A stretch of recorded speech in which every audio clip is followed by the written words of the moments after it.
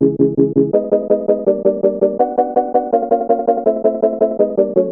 guys, how's it going? It's Andrea here, and you are listening to the Pranzata podcast. Before I get into this episode, it's a solo episode with just me today. If you're new here, I do podcasts on this channel. I typically interview people. I interview musicians, comedians, artists of any kind. I've had rappers on here, historians from the New Jersey, Philadelphia, and New York area. And today it's just me. So I took some questions from my listeners, and we're going to get into the questions.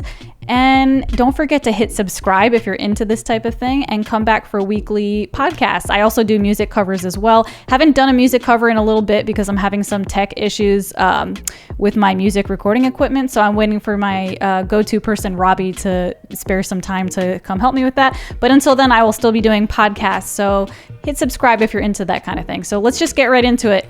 Okay, guys. So I have a lot to update you guys on.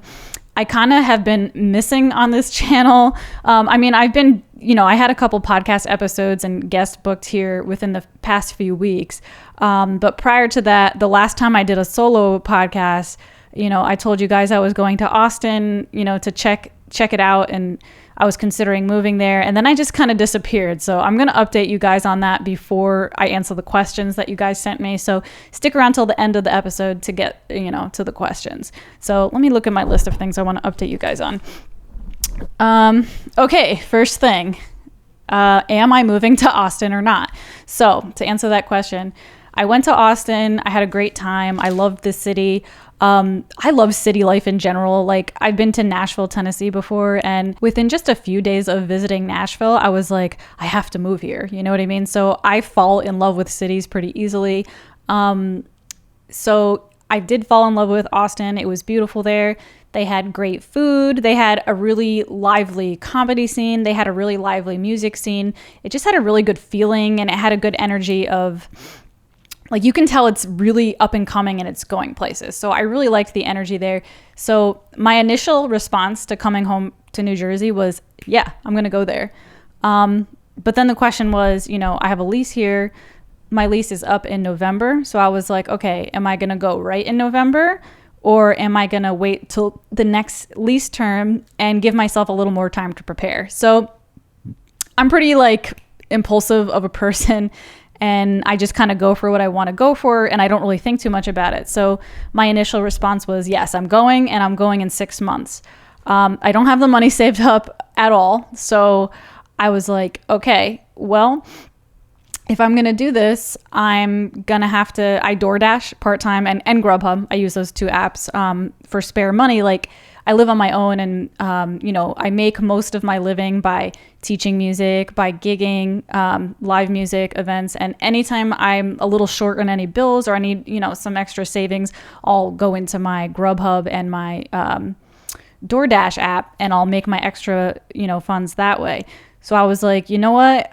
If I'm going to do this, I don't have any of the money saved up. I looked at the 6 months, and I made a little budget plan for myself, and I had a plan like, okay, I'm going to do this. I'm going to, DoorDash and Grubhub X amount of days, and I'm going to be able to make the money I need to get there, which I was trying to make around $8,000 to $10,000. That sounds like a lot of money, but I want to go there fully prepared. I don't, I'm in my 30s now. I'm not in my 20s. I have a lot of bills to pay. If I was in my 20s, it would be easy for me to just say like, okay, I'm going to pick up and I'm going to go. And who cares if I have any money in my pocket? I don't want to do that, live that life anymore right now. I feel like I'm too old for that. So I wanted to be really prepared, like savings and everything. So to me, 8 to 10 grand is totally reasonable.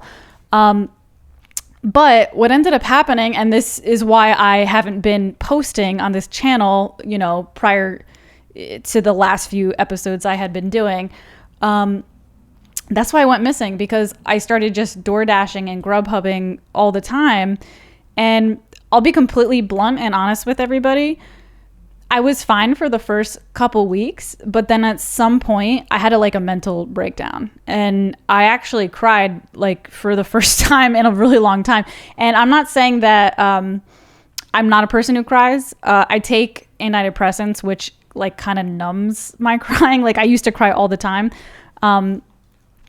So I was like really surprised that I actually kind of like broke down and cried, and I was like really like that loud, like that like falling to your knees, I can't take it anymore cry. And really it was because I was putting way too much pressure on myself to get there quickly. And because of that, I was completely isolating myself, like driving and working constantly. I wasn't making content. I wasn't hanging out with friends. I wasn't talking to friends. I wasn't talking to my family. I was literally just working, teaching, gigging. Like, you know, I wasn't even doing stand-up anymore. Like, I wasn't going to any stand-up event, you know, open mic events. And then I realized, like, this is too much. And that's why I broke down. I was like, I need to take a more balanced approach on how to get there. So I'm not going to be going in 6 months. I'm going to be giving myself the full extra year, which is now going to be a year and 6 months. And furthermore, there's more to explain to this story. One of the main reasons I initially wanted to go to Austin is because I had worked up the courage to finally do stand-up comedy, something I'm very passionate about and something I could really see myself getting into for many years. And right when I worked up the courage to do that, the pandemic happened and I couldn't do it because, you know, there were some like underground like things going on, like some open mic events. But it was really hard to find things on a regular basis. So I was pretty pissed off about that. And, I had been doing a lot of research, and it seemed like Austin, Texas, or Texas in general, but Austin, Texas in particular, was a lot more lenient with like the rules about when to open up and everything. They had been having a lot more outdoor shows and more things going on in Texas, and to be completely frank, indoor shows as well. So in my eyes, I was like, okay, it doesn't seem like New Jersey or New York is going to open anytime soon. So I might as well just get out of here and go somewhere where I can, you know, fulfill my dreams. Now here's where things change a little bit. The story changes a little bit. Now all of a sudden it seems like things are opening here. So that definitely changes my course of action about what I want to do. I'm not saying that I don't want to go to Austin anymore. I still might go to Austin.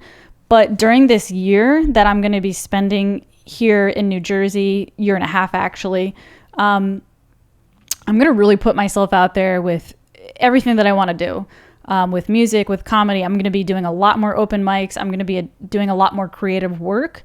And I'm going to be doing a lot more traveling as well. Like, I'm going to travel to Austin again, but I'm also going to be spending a lot of time in New York City as well, because there are a lot of comedy events now opening in New York City. And I'm going to take my time and I'm going to really make like a decision. Do I want to go to Austin, or do I want to become a New York City, you know, artist, musician, comedian, XYZ? So originally that was actually my plan. I was dreaming of going to New York City, but like I said, everything changed when COVID happened. But now that it really does seem like things are much more lively here and things are opening again, I am going to take this time to really make a solid decision, you know, what's the right thing to do.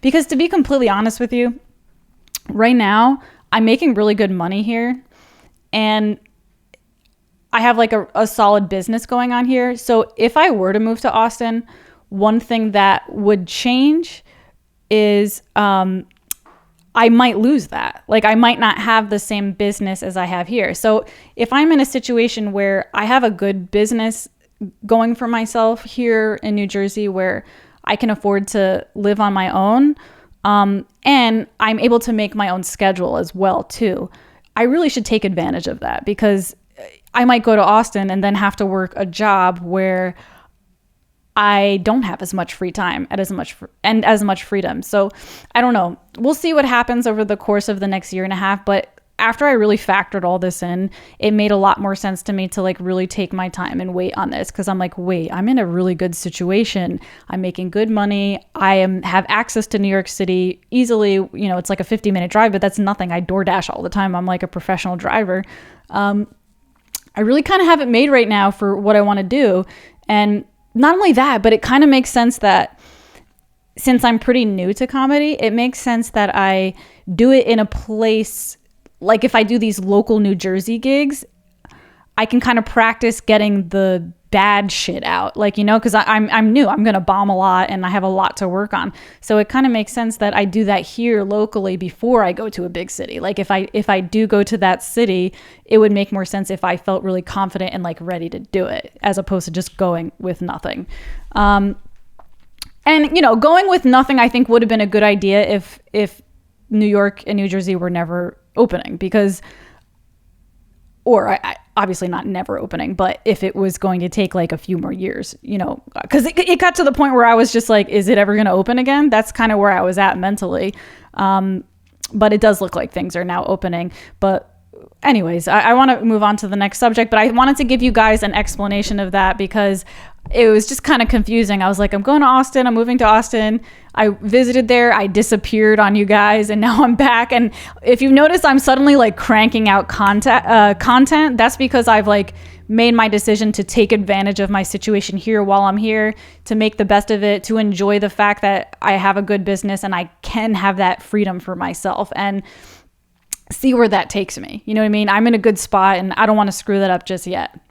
But in a couple years, I may move to Austin after a couple years of enjoying this, or even New York City if I end up liking that. So there's going to be a lot of like traveling and figuring things out this year. Anyways, I want to move on so I don't ramble too much on that anymore because I've said enough. Okay, another thing to address, 30-day fitness regimen. So I actually completed like a week and a half. I don't know. It's probably been like 3 weeks by now because time keeps flying by. But when I went to Austin, the food is really good there. And I was 120 pounds when I went there, and I came back 128 pounds. And I was only there for 4 days. So I gained like 2 pounds a day there, which is pretty crazy when you think about it. I mean, I'm sure a lot of it is like water weight, but I don't know. I don't think it was though, because, you know, a lot of my friends were like, oh, you'll probably just like take a good dump and it'll go away. That didn't happen. Like, I was like hoping for that. I was like, okay, you know, that's going to happen. I came home and like I gave it like a week of my regular eating habits and I was still 128. So I was like, all right, I definitely gained weight in Austin. I don't know how I did it, but I know exactly how I did it. Actually, I ate a lot. Like I just, like you guys know me, I live a healthy lifestyle. I cook my own food. I work out a lot. You know, and I like to eat healthy ingredients. But while I was there, I did have an Airbnb, so I had access to my own kitchen. But I don't know, the Airbnb I stayed in, like, I'm not going to say who it is because I don't, you know, want to get them in trouble or anything, but I wasn't really happy with the spot I was at. I didn't think like the house was clean. I thought it was kind of dirty and ugh.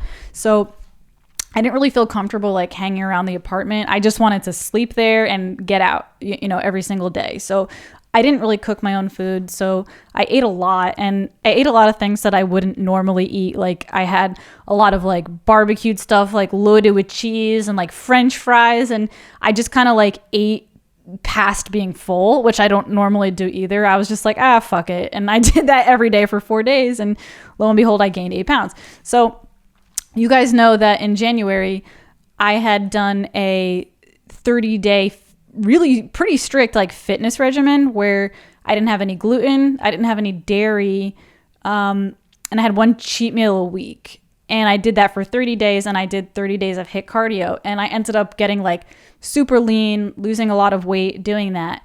And then my next goal was to now build muscle. So, you know, kind of halted my progress a little bit with the eating too much in Austin. So I was like, when I came home and my body didn't really like bounce back naturally, I was just like, okay, I got to do another one of these routines again. This time around, I wasn't as strict because I was like, I don't know if I could do it that strict again. That was pretty like, took a lot of discipline. And like I said, I was so overwhelmed with like all the driving I was doing and kind of my head spinning with like, what did I want to do with my life? So I was like, I'm going to do it again, but it's going to be a lot more lenient. It's not only going to be HIIT cardio. I'm not going to like eliminate dairy or anything like that. I kind of let myself eat whatever I wanted, but I just counted calories while I did it to make sure that I wasn't overeating. For the first like 2 weeks, I actually was like pretty strict with that. I was like, okay, I'm going to eat X amount of calories a day, and I'm going to try to like have my macros really balanced. But honestly, towards the end, what ended up happening is I did lose a couple pounds. I only lost 3 pounds though. So like I said, I had gained 8 pounds. I came home 128. I wanted to get back down to 120.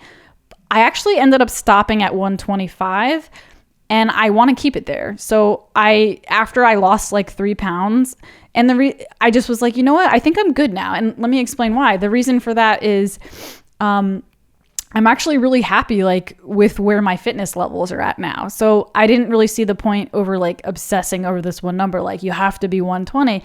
I realized like now that I've been lifting weights, this time around, the last time I did my 30-day program, I was doing mostly cardio. So I had lost a lot of like weight and I was super like thin. But I've been doing a lot of lifting now. So I've been getting like really toned and really like strong. So the extra few pounds now is like a fit extra few pounds. So I feel, pretty good where I'm at now. So I don't really see the sense of trying to push myself down to 120 because my body like feels really good right now. Like I feel like even more in shape now than I was when I was 120. So I'm just like, you know what? I really like where I'm at now. I'm going to stick with it.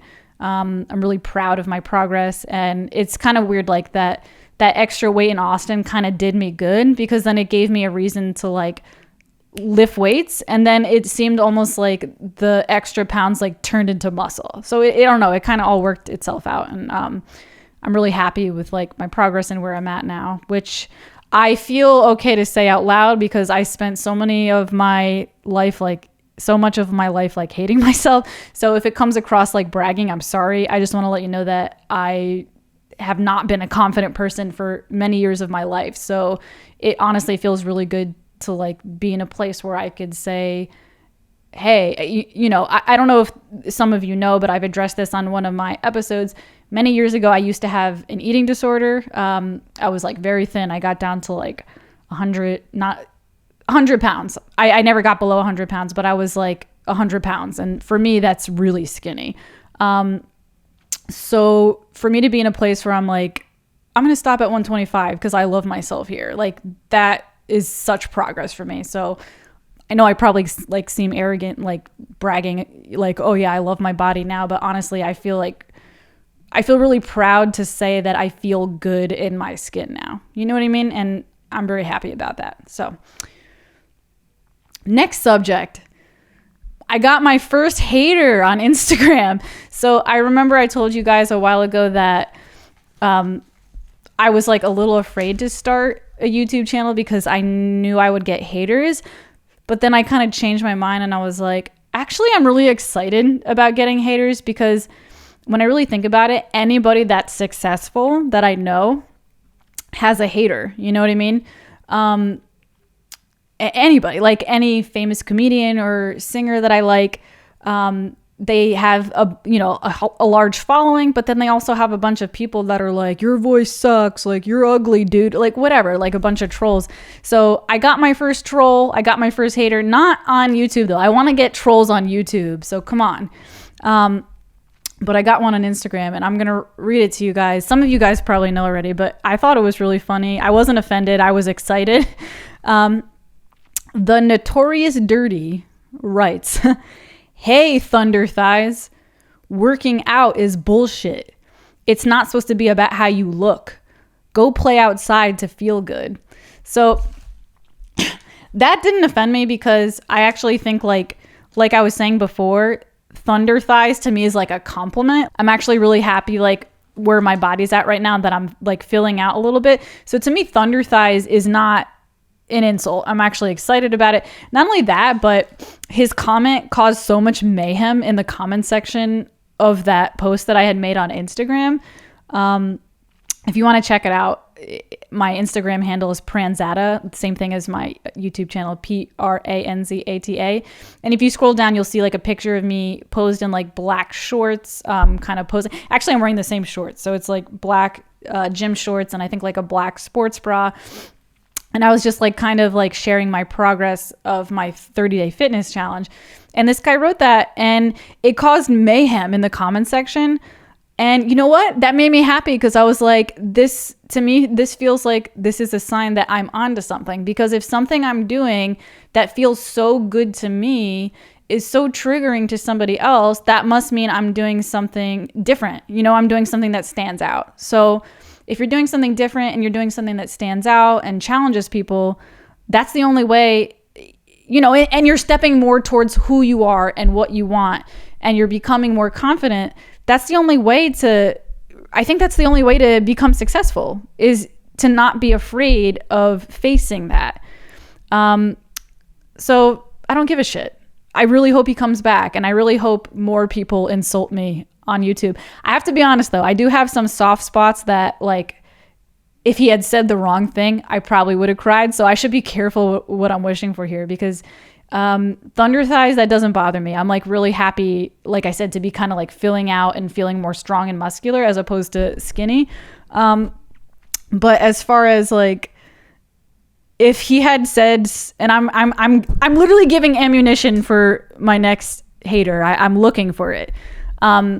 If somebody had said something about like my skin, I probably would have cried, because I think right now, you know, we all have insecurities. I'm feeling good in my body, but probably my biggest insecurity right now is I'm aging and I'm getting wrinkles. And I'm sure I've already brought it up like 10 times on this channel. So you can kind of like see right through my shit. You can see that it is something that bothers me and gets under my skin. I didn't mean to use that as a pun, but it kind of worked that way. So if he had said something about like me looking like an old wrinkly bitch, then I probably would have cried. But thunder thighs, I actually take that as a big compliment, especially these days where like everyone's going to Brazil to get a fake ass, you know, to get fake ass implants. So yeah, thunder thighs is fine. Okay, so on to the questions section. Now I got those updates out of the way for you guys. My first question, and I think, with all due respect, I think this person like struggles with their English, because when I asked, you know, to give me a good question, he just goes, recite poems. So you know what? I didn't get that many questions this week, so I'm just going to go with this. I don't write poems, but a couple years ago, I did buy a poetry book because I wanted to become a better songwriter, a better lyricist. And my philosophy was that maybe if I read more poems, I'll be inspired to like write in a more poetic way. I never read the book. This was like 4 years ago. I bought this book, and I do that all the time, by the way. I buy books. I don't read them. I actually like never read books. I have a lot of books, and I only read like the instructional books, like piano books and, you know, like how to teach Spanish or how to learn languages. Like I read those type of books, but I never read stories. I never read books of poetry. So I'm going to randomly select a poem, and we're going to read this together. One of the reasons why I never read poems, by the way, is because I don't understand them. Like I remember in high school never understanding poems. I don't get it. I don't know what the hell they're talking about half the time, and I'm like too dumb to understand them. But we're gonna discover a poem together, and this is Maya Angelou. The reason I picked Maya Angelou, by the way, like being that I know nothing about poetry, why did I pick her? Because I'm a big Fiona Apple fan, and I read that Fiona Apple's lyrics were inspired by the poetry of Maya Angelou. So I was like, I want to write songs like Fiona Apple. Maybe if I read like her poet, like that she was inspired by, maybe I'll be inspired. So let's see, am I going to be inspired, or am I just not going to understand what the fuck is going on? We're going to randomly select this. Ready, stop. Well, there's two of them. So let's see. I'm going to pick this one. It's called John Jay. I can already relate to that because I think I dated a guy named John Jay. His soul curdled, standing milk, Childhood's right gone wrong. Plum blue skin, brown dusted. Eyes black shining. His mama didn't want him. The round head slick silk. Turn around, fall down, curls. Old lady smelling of flour and talcum powder. Cashmere bouquet. Said, this child is pretty enough to be a girl. But his mama didn't want him. John Jay grinned, how can he resist me? And danced to conjure lightning from a morning summer sky. Gave the teacher an apple kiss, but his mama didn't want him. His nerves stretched 2,000 miles, found a flinging, singing lady, breasting a bar, calling straights on the dice, gin over ice, and the 30s version of Everybody in the Pool. She didn't want him. And that's it. John Jay by Maya Angelou. I'm going to be completely honest. It was pretty cool, but like I said, I didn't understand what the fuck she was talking about. So does anybody want to, I just my mind doesn't work with poetry, which is strange because I love song lyrics, and my mind works really well that way. And I'm a good writer when I need to communicate something. I could write a banging email, but when it comes to poetry, I don't understand. I have no idea what any of that means. It's so abstract to me. So anybody in the comment section below, and by the way, I've actually had poets on my channel because I was so curious to know more about them, and I really like them as people. They're really cool and really interesting people, and I enjoyed listening to their poems on my podcast. But like I said, I just I don't want to read that book, and I'm sure she's the greatest poet of all time, or I don't know if she is, but I'm sure she's one of the greatest poets of all time, and I have zero interest of ever doing that again. So in the comment section below, let me know, guys, do you like poetry? What did that poem mean to you? Did that poem speak to you in any way? I liked at the end when she was talking about gin, that was cool. I don't know, maybe poetry is maybe to some people it's the words hit a certain way, even if you don't understand what it means. Yeah, when she said gin on rocks, that was pretty cool, but I don't really understand John Jay. I don't know. I can't relate to that. So let's move on to the next question. I hope that fulfilled your need for me to recite a poem. Musician Ange. So this is my friend I went to school with, Musician Ange. And she asked me a pretty tough question. She asked me, what is one thing you regret? I actually asked this to my podcast guests, and now I feel really nervous answering. What is one thing I regret? Probably never having protected sex. No, I'm just kidding. Honestly, I am one of those people, I'm not one of those people who's no regrets. I definitely have regrets that I regret in my life. But I'm trying to think what is a huge one? To be completely honest, a huge regret of mine would be taking out student loans. And I'm sure a lot of other people who are in the same boat can agree with me on that one. I don't necessarily regret going to college because I had a really good experience in college and I learned a lot about music that I don't think I would have if I wasn't in college. But if I could do it all over again, I wouldn't have taken out a single student loan. I would have just, towards the end of my college career, whatever you call it, my college career, I ended up only taking 2 classes at a time and paying it out of pocket. If I could go back in time, I would have done that from the beginning, even if it took me 10 more years to graduate, because if I end up with no debt in the end, you can't beat that. And then not only that, but if something happened in the process that I felt was making me more money or a better opportunity in real life, then I would have just quit college. And there's really no harm because I wouldn't be in any debt and I would have still learned whatever I had to learn to help me in real life. So yeah, if I could do it over again, I wouldn't have taken out a single student loan because I've graduated college now and I'm in $80,000 of student loan debt from having 2 degrees, one in Spanish and one in music. And I'm using both of them, I guess. Like I teach Spanish and I teach music part-time. I teach both of them part-time. So together, I guess it equals full-time. And it's great, but I just wish that I didn't pay so much money for college, and I wish that I didn't now owe $80,000. So I would have definitely never taken out student loans, and I would have just paid it all out of pocket and done it slowly. I already did it slowly with the student loans. That's the ironic thing. That's like a whole nother story for another episode. So if you want to hear more about that, let me know in the comment section. But basically, like I had a really bad injury, and I ended up losing a lot of money from my student loans because I had to like cancel a semester of school that I had already paid for. And even though I had an injury, I couldn't get a refund. It was like a whole mess. So, yeah, that's a big regret of mine, because now I have a lot of financial stress over it. And it's really a shame, because this should be like where I'm thriving. Like I'm done. I'm out of school. Now I can work. Now I can do whatever I want to do.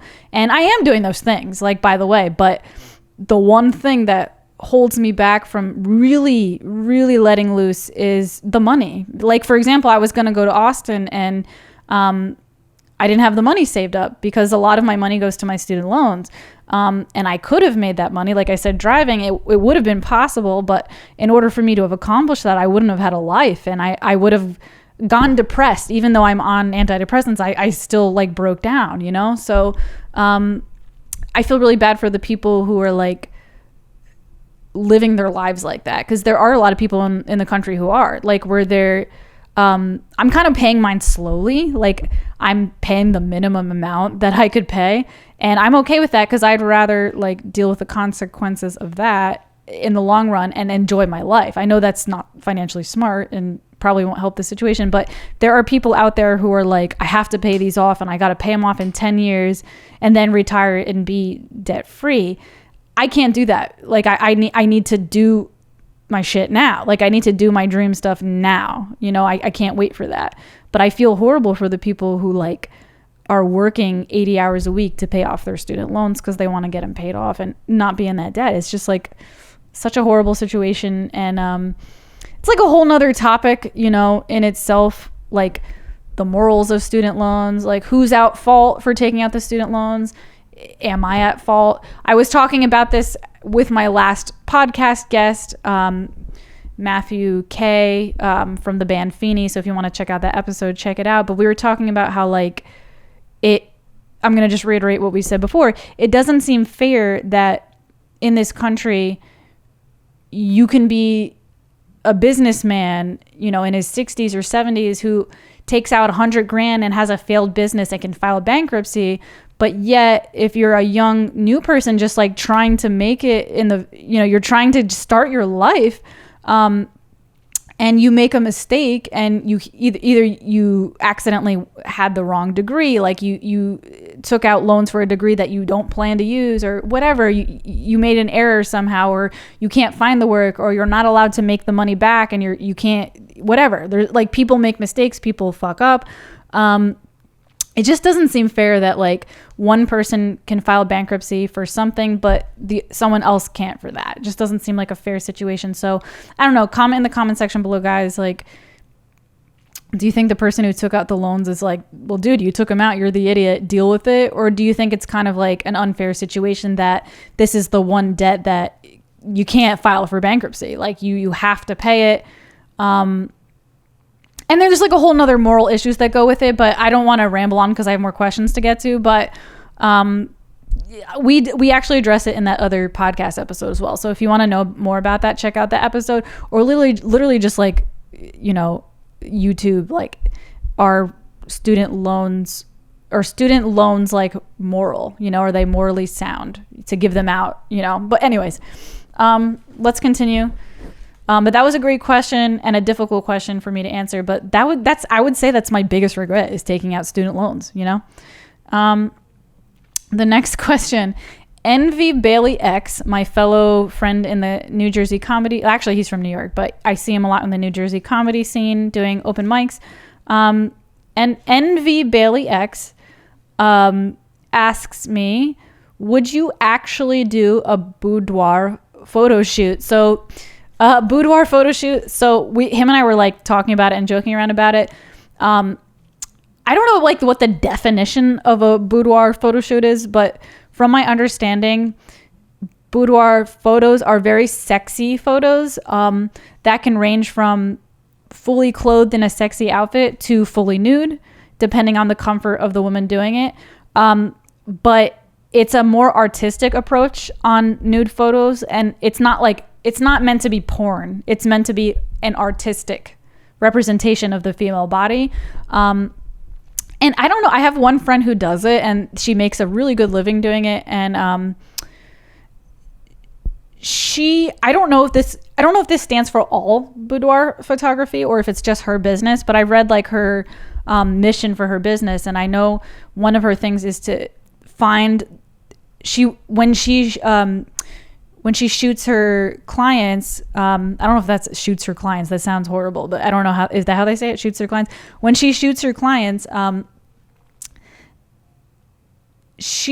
mission is to make every woman feel sexy. Like she wants to find what that woman's sexy is, and that can, like I said, range from many different things. That could be a woman who wants to be nude on camera, or a woman who, you know, wants to be in sexy lingerie or on the beach in a dress. Like, it doesn't have to be nude.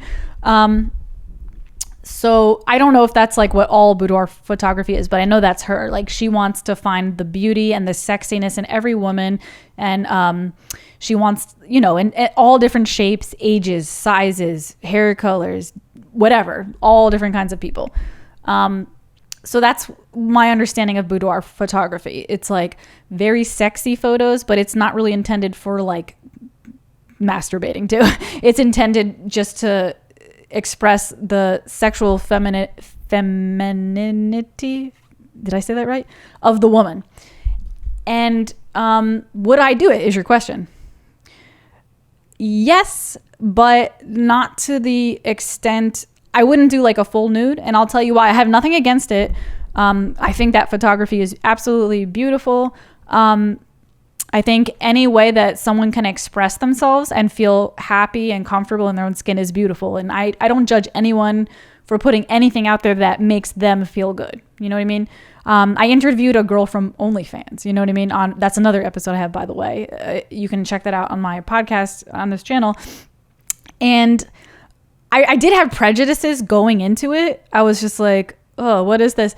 But then after I talked to her, I just like fell in love with her as a person. Like, she's a person, you know what I mean? And she's a lovely person, and she has a good heart. And I just, whatever you, now here's the thing. If she had been doing that and it was clearly like a bad thing for her, if it was making her depressed and she was like just doing it for the money and she felt objectified, but she had to do it to make the money, like, then I wouldn't want her to do it. But she clearly loves this and it makes her feel good. So whatever you want to do to make you feel good, fine. So I feel like I'm ranting though. Like, where was I actually going with this? Am I going to do it? Okay. I would do it, but me personally, I wouldn't go nude. Oh yeah, that's why I ranted. I have nothing wrong with people going nude. It's just that me personally, I would be afraid that, if I put anything too sexy out, like on my Instagram or whatever, on my journey to becoming a successful podcaster / comedian / creative, let's just call it creative. On my journey to becoming a successful creative, I would be afraid that somebody would turn around and say like, oh, she's only successful because of her nude photos, and that's the only reason. I would be afraid of like somebody trying to say that or accuse me of that, and I shouldn't. Like, if I would really want nude photos, but I don't really have like this desire to have like my nude photos on the internet or anything either. But that would be like my biggest thing. I wouldn't want people to accuse me of only becoming successful because of these photos that I put out, you know, that they got attention and that people got interested in me and wanted to see me. So I wouldn't, for those reasons, I wouldn't. But I would, because like I was saying, boudoir photography has this spectrum of like how sexy you want it to be. I would do like, I wouldn't show any nudity, like nipples. I wouldn't show butt cheeks. Like I wouldn't do like a thong or anything. But I would do like a bathing suit or like lingerie, like that I said, that covered everything. Especially if I do like an album cover, like I'm putting a couple singles out this year, and I feel like my vocal style is kind of like soft and sultry, so I can picture like a really sexy like jazz album cover. I even like, there was like one thing I saw on the internet that was like girls wearing like blazers with nothing underneath it, and I kind of do that already. I wear blazers with like a sports bra underneath it, but I would totally do a photo shoot that was like a black blazer with like nothing underneath it, like really low cut like this, you know. And that would technically be boudoir photography because it covers all spectrums. So yes, I would get sexy photos taken. No, I wouldn't go fully nude for the reasons I just discussed. I wouldn't, want people to accuse me of like only being successful for that. So that's pretty much why. Okay, I have 2 more questions. My next question is by Lazy Eyed Wanderer, my friend from Texas, actually. He's from the South. Do you create? Okay, so he's asking me a question about music. I have a couple music questions. So for those of you who aren't musicians, I'm going to try to simplify the question for you so that you can follow. So he asked me, do you create the melody first and then the rest of the song after? Or do you, I don't know if this is a spelling error, or Blanken down the chords, then writing the melody. I don't know if he meant blocking down the chords, or I don't know if blunking is a thing. Does anybody know that? Like, is blunking, am I missing something? But anyways, in a nutshell, I'm going to read his question again. Do you create the melody first and then the rest of the song afterwards, or blunking down the chords, then writing melody? I don't know what he meant by that. I think blocking, I don't know, whatever. But in a nutshell, for those of you who aren't musicians and you're just music fans, what he's saying is, okay, there's the melody and then there's the chords. Let's say you have a singer and then a guitar player next to them, and they're doing a little duo and they're doing a performance. The singer would be singing the melody. Melody is like the song, the part that sticks out as usually has the words. It's usually the part that like sticks out as your ear catches onto that. The chords are like the support system. It's like the guitar player, like, you know what I mean? Like I feel like I'm trying to simplify it, like, and you guys know exactly what I'm talking about. Like I'm thinking you guys are idiots, but you know what I mean? Imagine the singer and the guitar player. And by the way, it's not always the case. Sometimes the guitar player can play the melody too. So I'm kind of like I said, dumbing it down.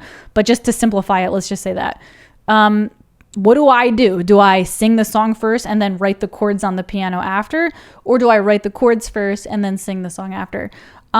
Typically I write the chords first because I am a pianist before I am a singer. I was trained as a pianist way before I started singing. So, to me, like naturally, I think more chordally.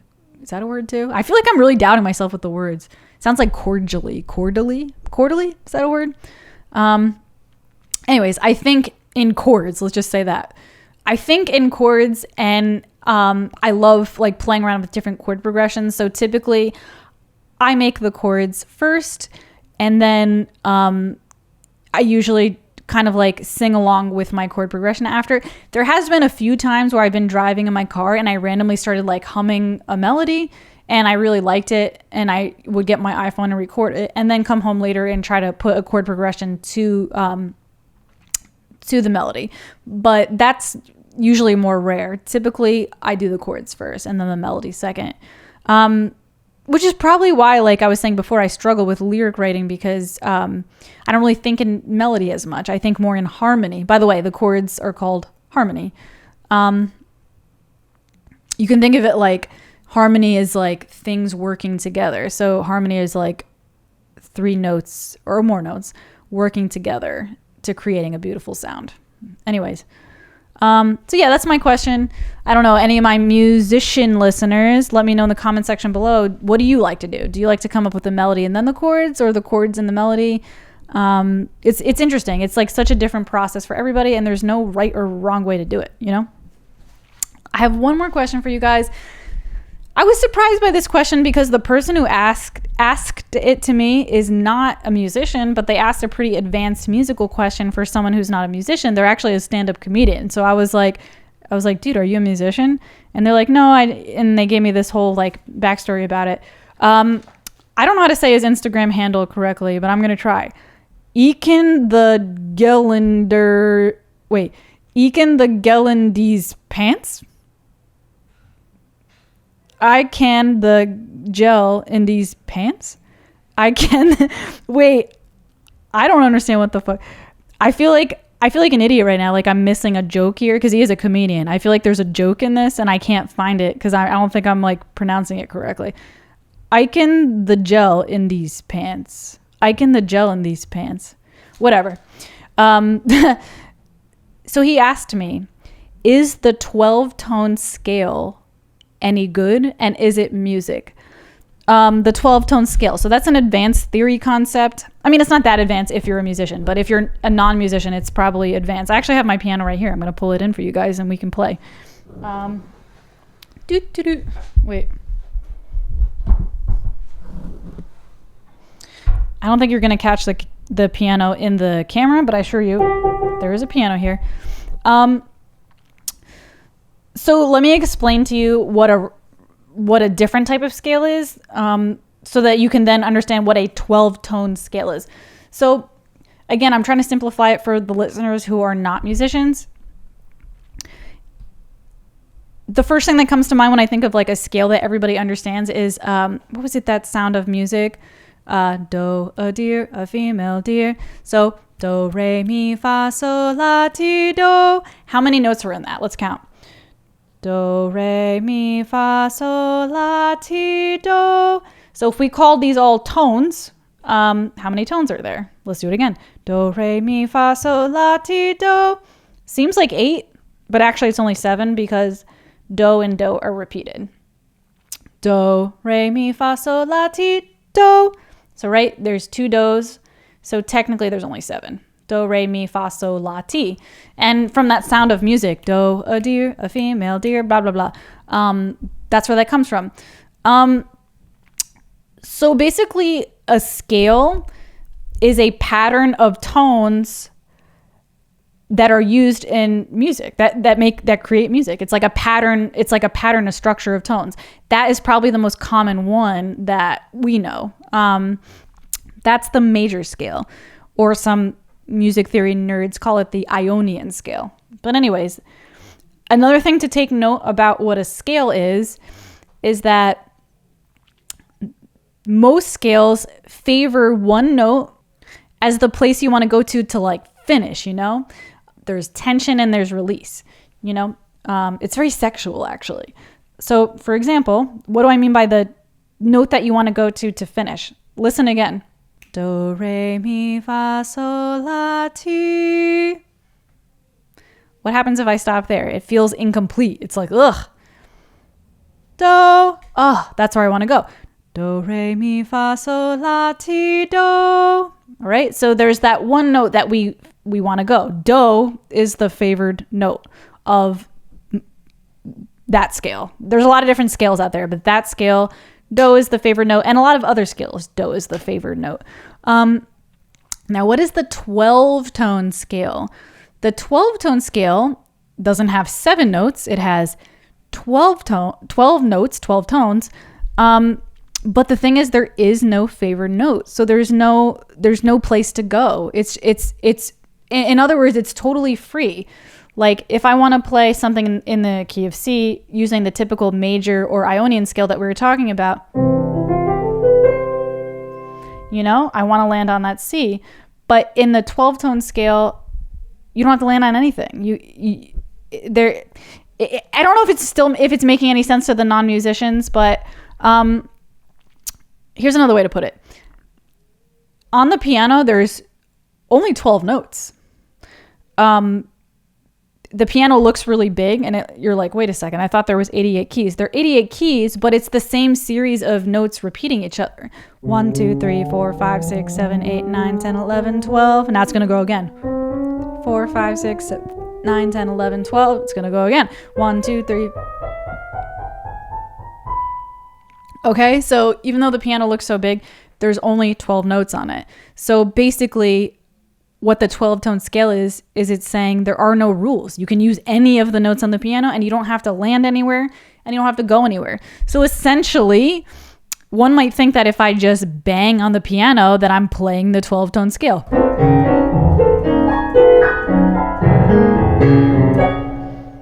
And technically I am, because it's the 12-tone scale. I could do anything with it. So the question is, oh, and by the way, like a little history, Arnold Schoenberg was an Austrian composer in the late 1800s, early 1900s. I feel like he died in like 1950 and was born in the late 1800s, if I'm not mistaken. I don't know if he was the first one to do it. Like maybe aliens did it first. I don't know. But he's known as the person to start to compose with it because he wanted to break the boundaries of there being boundaries. He wanted to break the boundaries in music, and he didn't want to stick to these traditional compositional techniques, and he wanted to, expand that. So is it music is the question. In my opinion, it is, yes. But to me, there still needs to be, if I just bang on the piano like a baby does, like, to me, that's not what makes it music. To me, what makes music is, one, it's like an intentionally organized sound. Now I'm actually contradicting myself because it's not always organized. Organized isn't the right word. Intentional. It's intentional. I think music is an intentional sound that elicits an emotional response from the listener. So this is kind of abstract to even explain this to you, but again, if I just bang on the piano, to me that's not intentional. I'm technically using the 12-tone scale, but I have no intention behind what I just did. There was nothing there. What if I do it in a way with intention? I actually have something in my head that I'm trying to think of. So now I'm going to actually play the 12-tone scale. And again, it's almost like the 12-tone scale doesn't exist because I can technically do what I want, but we already went over that. So now I'm going to play with I'm just going to feel it.